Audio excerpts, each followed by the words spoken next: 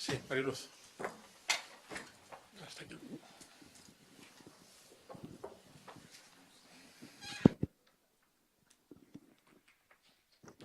Muchas gracias las dos presentaciones porque han sido muy buenas y que nos han aclarado muchos puntos.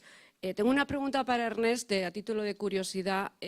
¿Cómo manejáis la selección del investigador principal en los centros que participan en vuestros ensayos clínicos? Te lo cuento porque de alguna manera tenemos la experiencia de que nos han comentado que claro, que a lo mejor en un mismo centro no hay nada más que un investigador principal, los demás médicos quieren ir de investigador principal porque, como tú muy bien has dicho, les va en la carrera profesional. Eso a veces genera un poquito de problemas y de malestar entre los compañeros. Entonces, ¿por qué solo puede haber un investigador principal y cuáles son los criterios que utilizáis? Bueno, de entrada, el investigador principal tiene que estar acreditado por la red, AGCAP, es decir, tiene que haber hecho el curso y tiene que cumplir los criterios mínimos de acreditación. Es decir, si en un centro solo hay un médico acreditado, ese va a ser el investigador principal. Si hay dos en un centro, es su organización y su manera de funcionar el que decide que lo sea o no. En el contrato único viene en un anexo un listado de todos los centros de salud con el investigador principal. De manera que no hay un investigador principal, es decir, que hay un investigador principal para cada centro de salud. Pero centro de salud, desde el punto de vista jurídico, no es un centro, aunque le llamemos así, porque no tiene ni NIF, ni tiene presupuesto, ni puede contratar, ni puede en estos momentos. Entonces, centro es la gerencia, es todo l'ICS. Hay un único centro, pero tiene varios investigadores principales. Esto, que ahora parece fácil, para que lo comprenda, a veces el promotor es complejo, porque el promotor entiende el Hospital Vall d'Hebron y ahí el servicio de cardiología es donde está el investigador principal. Y solo va a dar una clave y un password para entrar en el CRD electrónico, pues por el investigador principal declarado. Entonces esto nos obliga a veces a hablar con los promotores para que se adapten a esta manera de funcionar nuestra y puedan admitir como investigadores principales. De manera que un ensayo clínico puede tener pues, como 10, 12 o 15 investigadores principales geográficamente dispersos, pero en el mismo centro de salud solo uno. La experiencia también dice que cuando hay un investigador principal en un centro, pues empieza a crear un pequeño grupito de gente interesada, que son colaboradores al principio, hacen el curso y después ya se van entrando en un equipo, ¿no? Si se trabaja en equipo se puede hacer. José Luis, ¿tenías otra pregunta? Sí, quería hacer un par de comentarios que son interesantes y luego una pregunta. Respecto al ensayo clínico en horario laboral, eso es una cuestión yo creo que delicada porque sabes que la administración se queda un porcentaje elevado de la remuneración del investigador. En nuestro caso, por ejemplo, está aceptado que podamos ver a pacientes en horario laboral porque hay un porcentaje importante que es en cuestión de recursos, de infraestructura, de uso de consultas, que además no es baladí el porcentaje. Otra de las dificultades que existen en el ensayo clínico es que precisamente hay autonomías donde la administración se queda al 40-50%. Yo no sé qué se queda la goligorina, luego nos lo cuentas, ¿no? Entonces yo creo que esto hay gran variabilidad porque también si tú pones un impuesto revolucionario muy grande a un ensayo clínico, probablemente el investigador se quede en agua de borrajas y diga que no, ¿no? Entonces yo creo que hay que reconocer que hay una gran diferencia según autonomías, ¿no? Respecto a lo de la 40% de redes, José Ramón, y el 9% de pacientes, hace mucho tiempo que estamos trabajando con la necesaria culturización o cultura de las gerencias y la necesidad de que un ensayo clínico es bueno para el paciente, para el profesional, para la administración, sin duda, aparte de farmaindustria. Es sin duda. Además, eso que decías, ese ejemplo, claro, un estudio de mortalidad cardiovascular de 5 años, donde es un fármaco antidiabético gratis y le haces todo tipo de exploraciones a un paciente diabético durante 5 años, todo incluido, eso no es moco de pavo, permitidme la expresión, ¿no? Entonces yo creo que si no hay cultura por parte del gerente y por parte de los compañeros, pues claro, Valencia destaca y Barcelona destaca porque se han preocupado algunos, o nos hemos preocupado hace años, de que es necesario el dinamizar e impulsar como un medio necesario de recursos, que es legítimo, además que el investigador se nutra de esos recursos. Pero la pregunta es, España hay gran variabilidad. Me llama la atención datos de Castilla-La Mancha, por ejemplo, de Extremadura, ¿no? Donde no hay cultura de la investigación. ¿Qué pasa en los hospitales? ¿Dónde está el I+D+I? En Cataluña y en Madrid. Aquí algo está fallando, señores. Algo está fallando, ¿no? Si no hay cultura, es que son recursos. ¿Tenéis datos de cómo estamos de España respecto a Europa en atención primaria? Sí los tenemos.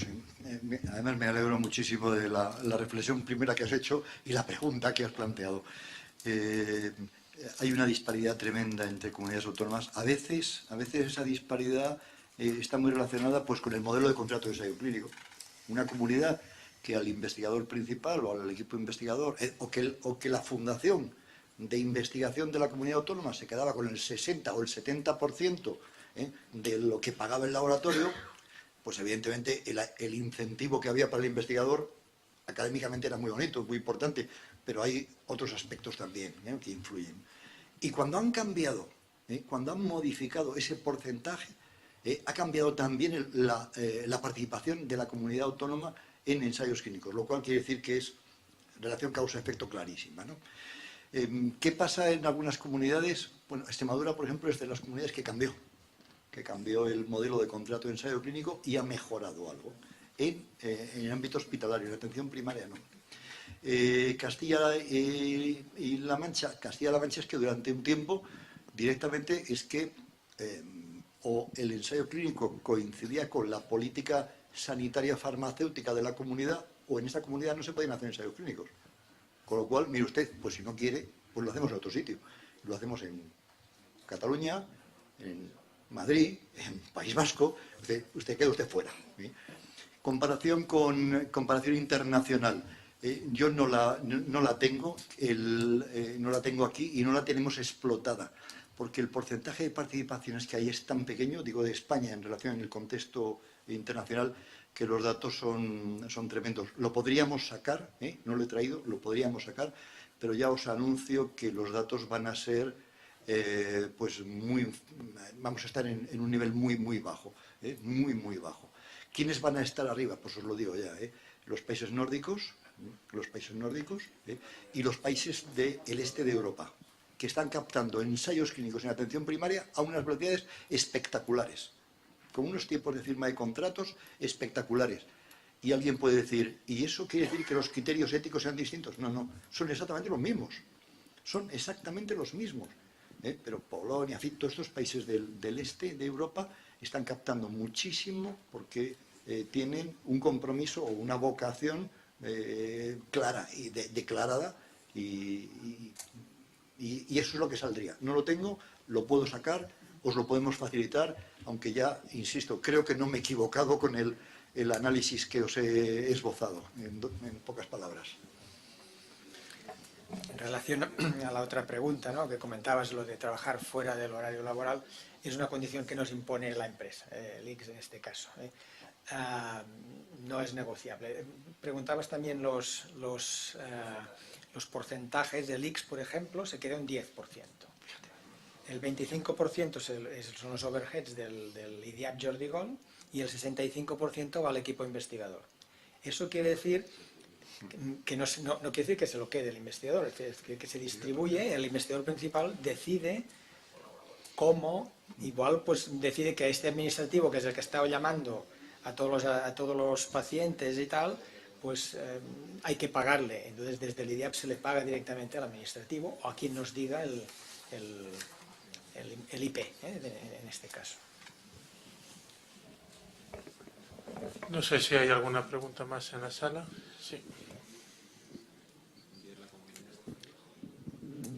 Hola, buenas tardes. Soy Soledad Mayallo, de un centro de aquí de Madrid, de Martín de Vargas. Me ha parecido entender que conseguíais tener los CRDs en la historia clínica electrónica del paciente y que además conseguíais que los CRDs captaran texto libre al CRD, porque eso es procesamiento de lenguaje natural y eso sí que es Big Data puro y duro. Ya me habéis dejado alucinada.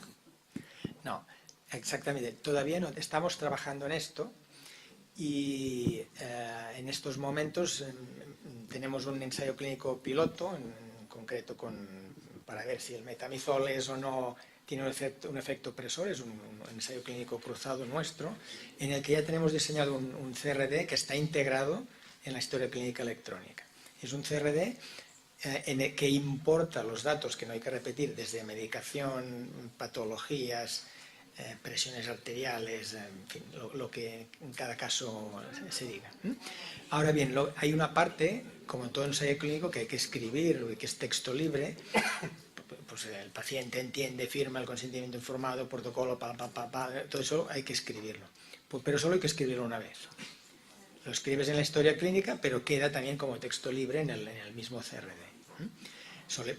A diferencia de cuando trabajamos con CRDs electrónicos, en los que tienes que a veces replicar, bueno, siempre replicar datos de presión arterial, que es el test de calidad de vida, que es el no sé qué, 2 veces. El documento fuente va a ser la historia clínica electrónica, y si hay discrepancias, pues siempre manda la historia clínica electrónica. En este caso, al intentar hacer ensayos de tipo pragmático, intentamos que esto sea lo más simple posible y disminuir la carga inútil de trabajo.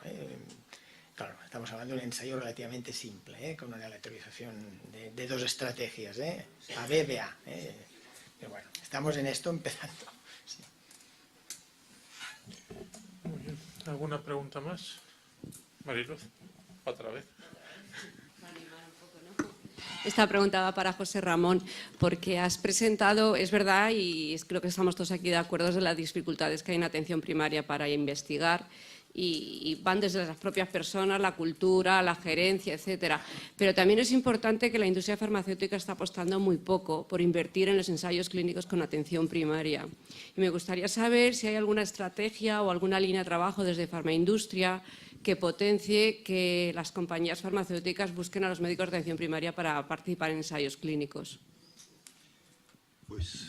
Pues la verdad es que tienes razón. Esa es una pregunta que nos hacemos. Es decir, ¿qué interés tiene la industria farmacéutica por hacer ensayos clínicos en España en atención primaria? Y se lo hemos preguntado a los laboratorios, porque no hay nada como preguntar al laboratorio. La semana pasada tuvimos una reunión de los laboratorios que están en el grupo PEST, y yo les dije que iba a estar hoy aquí con vosotros. Y entonces les dije, ¿qué les digo? ¿Qué les puedo decir? ¿Qué puedo decir a Semergen? Que los laboratorios asociados a Farmaindustria, que son los innovadores, ¿tienen interés en hacer ensayos clínicos en atención primaria o no? Y la contestación fue sí, pero necesitamos que se solucionen temas de tipo logístico a veces, de tipo administrativo, que nos faciliten que si podamos ser competitivos. Entonces la contestación dice, y me decían, mira el ejemplo de Cataluña. Yo lo siento, pero no me queda más remedio que hablar de ti. Mira el ejemplo de Cataluña y cómo van los ensayos clínicos, porque tenemos un intermediario en Cataluña, que es la Fundación Goligurina, que nos facilita la realización de ensayos clínicos. En cambio, tenemos otras comunidades autónomas donde cuando vamos con un ensayo clínico nos dicen que eso es siembra, que vamos a sembrar posibles prescripciones posteriores. Y entonces, pues mira, pues José Ramón, pues no vamos a destinar recursos, no vamos a destinar esfuerzos. Por lo tanto, esto tenemos que empujarlo entre todos.